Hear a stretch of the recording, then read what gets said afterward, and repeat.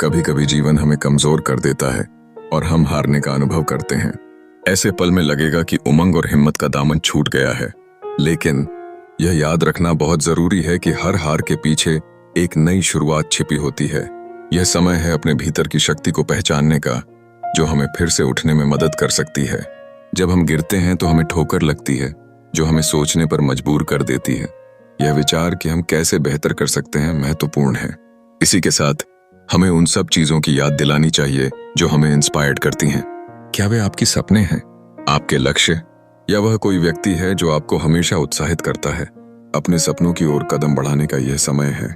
इस नया अध्याय की शुरुआत करते हुए जरूरी है कि हम अपने सकारात्मक पक्ष को पहले पहचानें।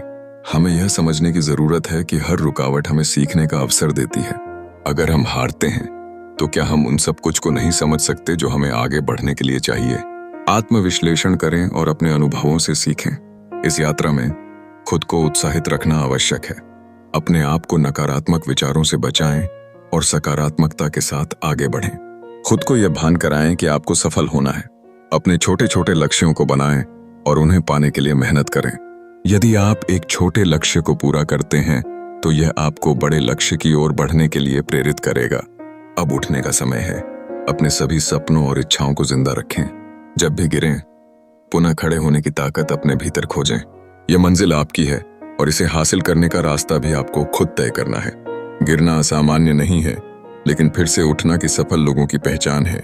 आखिर में याद रखें कि हार सिर्फ एक संकेत है, एक नया मौका है। इसे एक सकारात्मक दृष्टि से देखें।